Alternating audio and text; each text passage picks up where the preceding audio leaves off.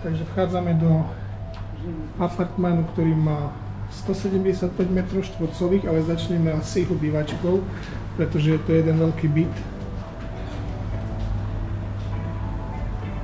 Je prispôsobený pre 5 dospelých osôb a 2 detičky, takže teoreticky 7 ľudí. Jedna veľká televízia, krásne posedenie. Na pozadí pôjdeme neskôr, no a vychádzame po schodoch hore.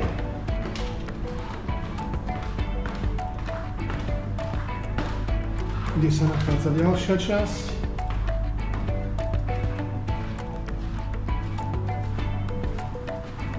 Ktorá má k dispozícii spálňu. Samozrejme spojenú s balkónom. A s výhľadom na minibazén. Opäť čisto. Vôňa,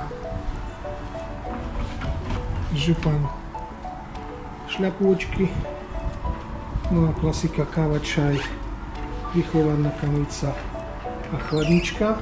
Voda je súčasťou, sociálka, to je ako asi všade na jeden štandard a opäť fén, ktorému sa hovorí, že fén. No a tu je ďalšia izba, ktorá je pre zrejme detičky, dokonca 3 postele, malý televízor, ukladacie priestory, veľké zrkadlo, skrine. No a keď sme tu, tak si pozrieme ešte bazéniky z vrchného podlažia. Krásnou veľkou terasou s opalovacími lehátkami a jednoznačne s krásnym výhľadom. Takže takto vyzerá teraska spojená, respektíve teraska s bazénom. Je tu veľmi rozsiahla terasa a vlastne prispôsobená pre spomínaní 7 osôb.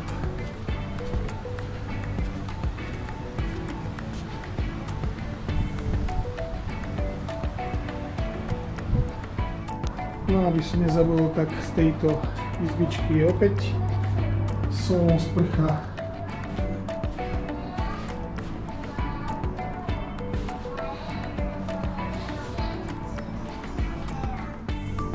Poschodí ešte jedna izba.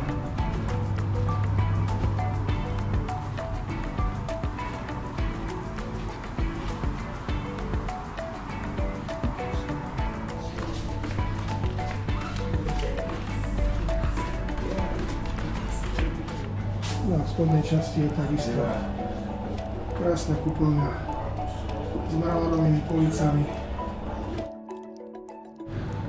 Takže vidíte, že je to na veľmi veľkej úrovni. No a v tejto miestnosti, ako sme prišli, tak sa nachádza aj tento krásny bar, kde si môžete spraviť nejaké občerstvenie, nejaké jedlo, spojené s malou chladničkou.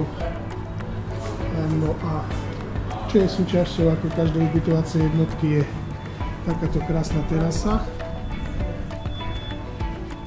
s lehátkami,